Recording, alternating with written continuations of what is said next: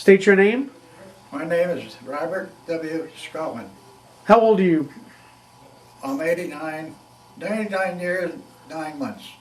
And what branch of the service were you in, sir? U.S. Marine Corps. When did you go in? Oh, when I went in May 31st of 1943. Okay. Tell us a little bit about your service time. Well, I went in and I got, after I joined, I was sent to Paris Island for training. After I went from Paris Island, I went to Camp Lejeune for more advanced training. And then from there, I went to Camp Pendleton to when they were forming the 5th Marine Division. And we were there for a while. Then after that, we went out for the to Hawaii, Camp Tarawa in Hawaii. And then from there, we shoved off for Iwo Jima. Duties in the service. My duties. My duty, it was I was a Marine, a corporal, not a corporal, I'm sorry. I was a PSC in the mortar, 60 millimeter mortars. Yeah. Do you remember anything about basic training? Do I remember anything about it? Well, yeah, in 1943, it was a lot different than it is today. We went in, we took close order drills and like that, and then we went out to the rifle range. And after the basic stuff, we had to go a little longer because the platoon that I was in, I don't know, but they weren't ready to ship out to California yet. But the platoon sergeant and the PSC that I had for training in boot camp were wonderful guys. They showed us a lot that we shouldn't have known. So this showed us different things it could happen to us, you know. That wasn't in the curriculum of the boot camp training, but that was it as far as that. Yeah. So you're talking you learned a lot of hand-to-hand combat? Oh yeah, he taught us quite a bit about combat. If now, he showed us when we're holding our rifles at port, and you're in your combat now. You're holding your rifle at port. We're looking for enemies. Now, if you got a Japanese coming at you, you say like that. You come up, you pour his rifle aside. You like tumble, and then you come up there ready because he's going to be coming at you, and you're ready, and then you jab him first. So that was one thing. Then a little bit of everything, a little bit of judo, exercise, a lot of exercise and stuff like that. Yeah. Did you like basic training? Oh yeah, yeah. I was a gung-ho guy. Yeah. Yeah, I went out. I left high school. I went to Mercerville, by the way, and I left there and went in the Marine Corps. Now, I was 17 years old when I did. Why did you decide to join the Marine Corps? Well, I really don't know. The only one thing I do know, my brother was in the CCC, and he came out of the CCC. Yeah, I don't know what he done, but he went over to the recruiting station for the Marines, and they refused him. So I don't know, and I don't know if it was just my ego or what, but I got mad because they didn't take him. So I went over. And so when I went over, they took me. So that was it. It was as far as recruiting. Yeah. Now, I wasn't recruited. I went over and enlisted, and I have a serial number now. It's one of the lowest serial numbers in the Marine Corps at that time. Wow. It's only six numbers. All the rest of them is all about 8 or 9 numbers, 10 numbers now. And do you remember any of the exercises you had to do in basic training as a Marine? And the exercise, oh yeah, they had like what they call jumping jacks, uh, push-ups, uh, you name them. They had just different ones, you know. That we were all supposed to do, you know. And we did do them. If you didn't do them, you got kicked in the rear. Yeah. What movie did you see is more realistic to what you've seen in real life? Right now, it would be, I think, Fags of Our Fathers. Yeah, that was more or less really realistic to what I was seeing in the combat. Yeah, but Yeah. I did see one line with Sands of Iwo Jima, and then there they had a Japanese letters from Iwo Jima. It was all Japanese. It was I think Clint Eastwood made it. And it was letters that they I don't know, found or something like that on Iwo. It was all from the Japanese, and Japanese made the film. Actually made the film, but it was a good show. It showed more or less what they went through to get in. They didn't have any choice. When they were in Japan, if they done something wrong or something like that, they were automatically put in the army. That was Japanese army. They didn't do like we did. They said if we did something wrong, they say, well, you're not we don't want you. Just go get out. That's it. Man. How long were you in the service before you saw real action? About 2 years. Well, about a year and a half, 2 years. Yeah, something like that. Yeah. Where was that at? Well, where I seen it, Iwo Jima. Yeah. Do you want to tell us about that? Yeah. Well, I was on the first wave and when there on Red Beach, and our outfit was to cut across the island and cut the rest of the island from the Mount Suribachi. We landed at the foot of Mount Suribachi, but we didn't fight on that. That was the 26th Marines. I was in the 27th Marines, and we went from there across the island I would say would be from the east to the west, and we went up the west side of the island. And I was in the mortar section, 60 millimeter mortar, and we fought. What they call that was the company commander's weapon of opportunity. Like he said, if he sees a group of Japanese or whatever it is, like he could order us to drop some shells in on them, you know? Like that. And I was on there 13 days before I got shot. You were on the ground, you said, right? Yeah, we were ground. Yeah. And you said you got shot. Do you want to tell us about that? Yeah.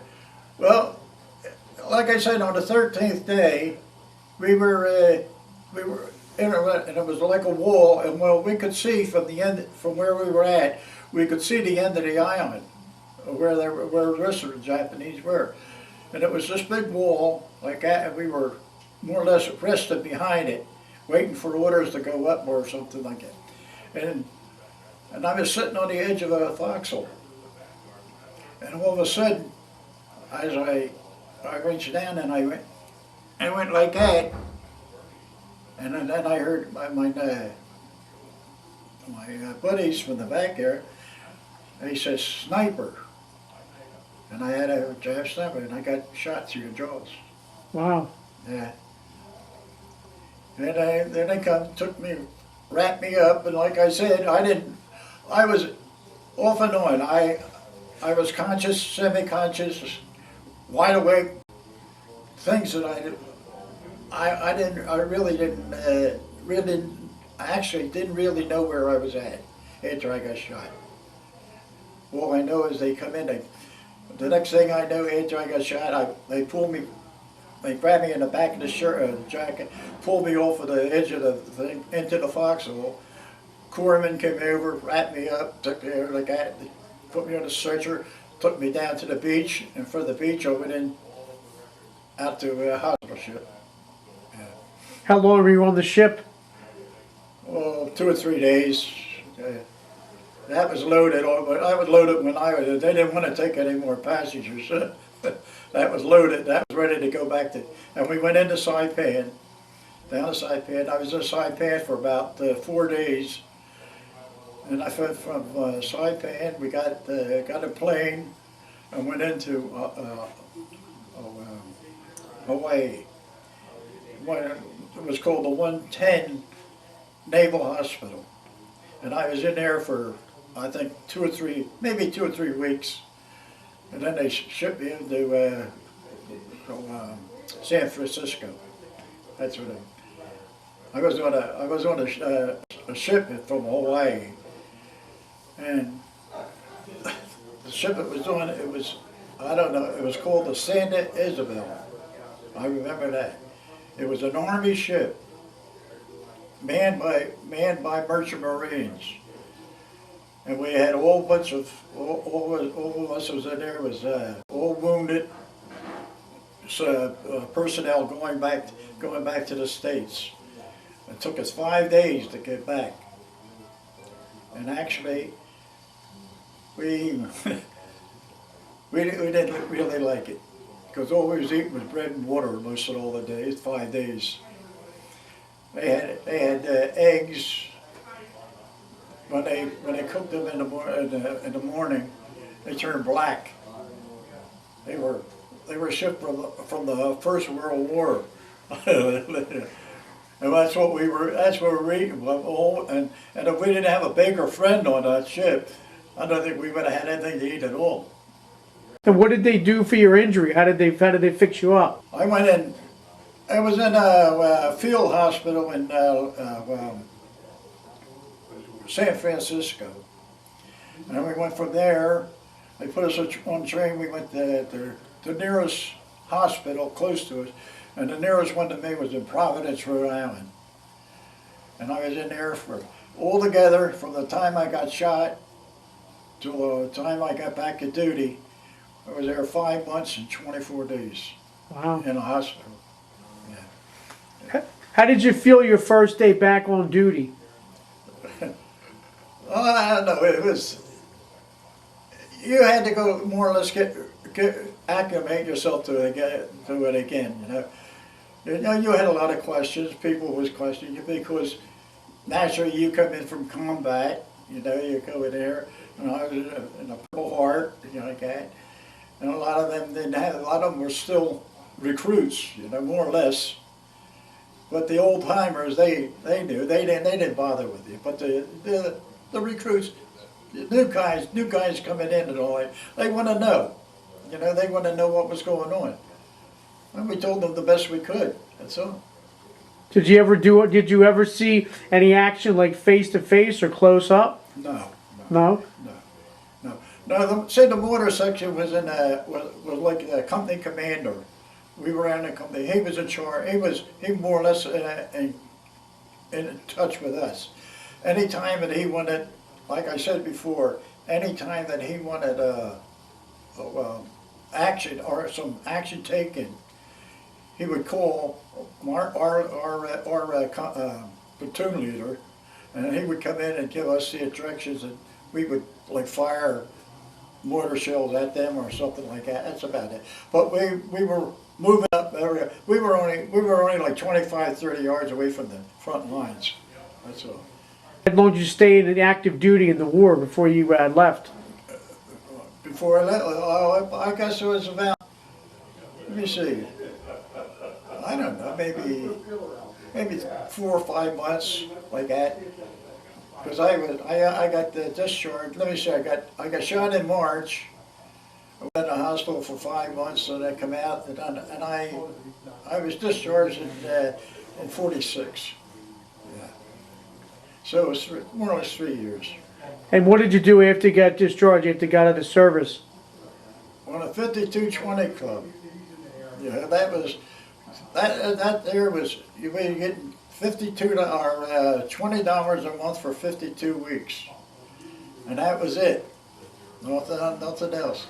Then I went to work with my father with the Board of Education in Pennsylvania. I was there with a couple years. Then I went back into service in '49. Well, you re-enlisted? I re-enlisted in '49, yeah.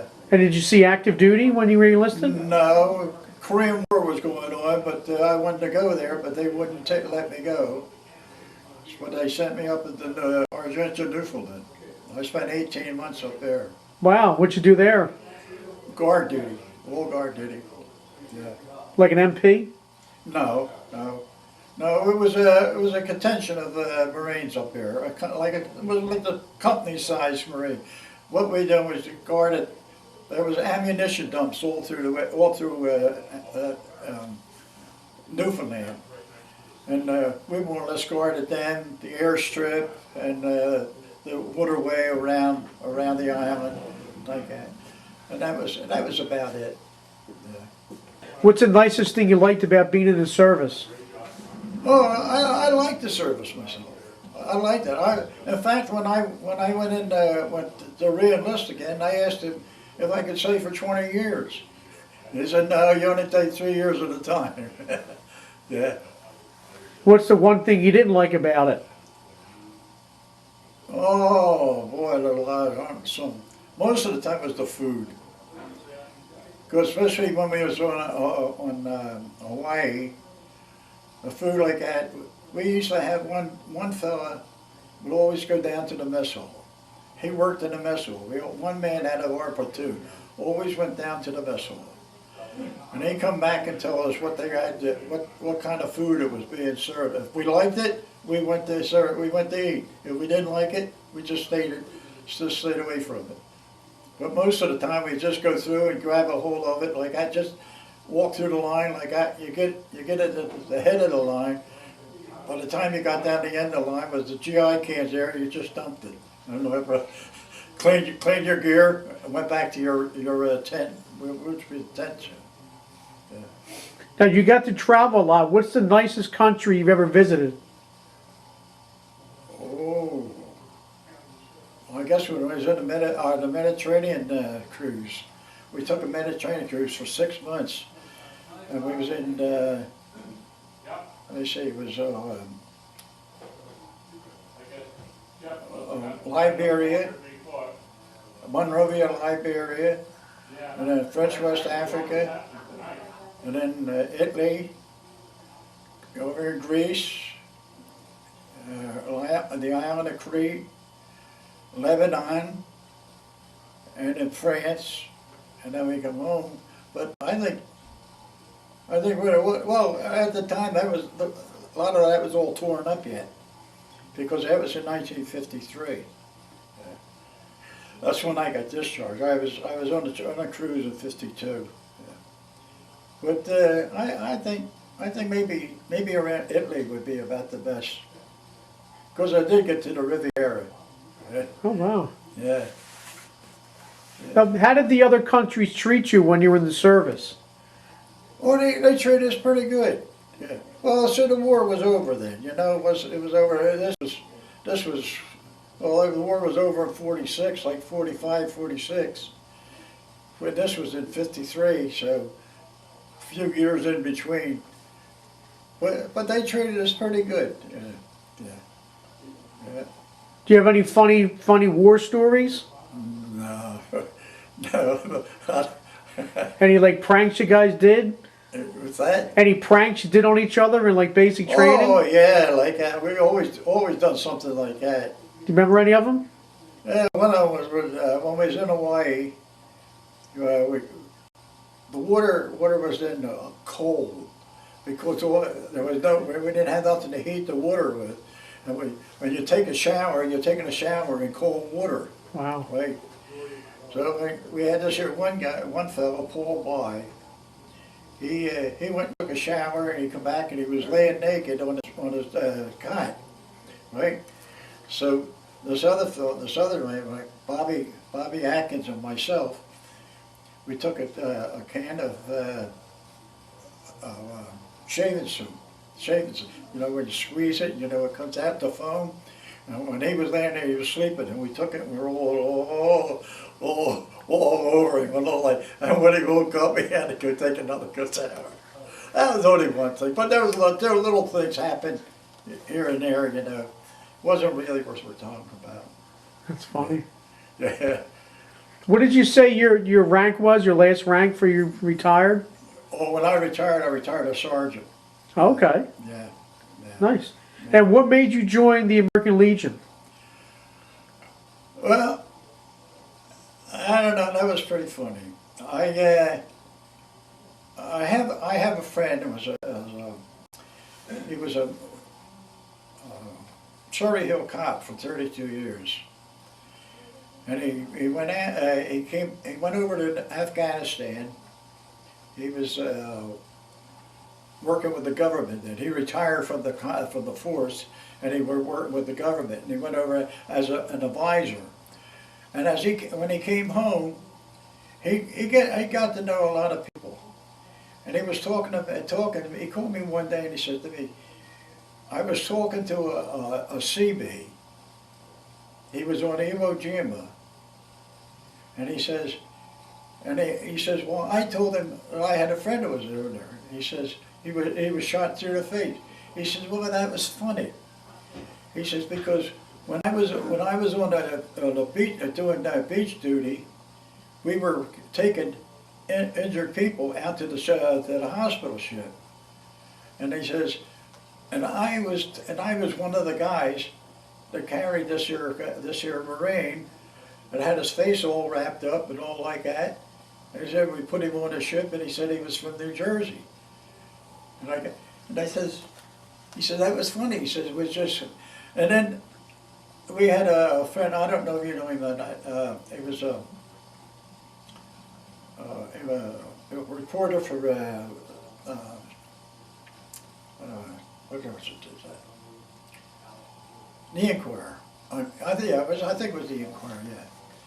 And he done a piece about it, just like we're doing right now, like that. And he put it in the paper. And when he put it in the paper, and Jeff Brown, which is a member of this guy, he seen it. So he came down to my house. He was talking to me, you know, like that. And Jeff knows a lot of people. So we were talking, and he asked me if I belonged to any post. And I said, yeah. I said, I belong to post. I said, the VFW, I'm a life member of the VFW. I'm a life member of the Marine Corps League. I'm a life member of the Purple Heart, Order to Purple Heart. And he said, do you belong to any Legion post? I said, no.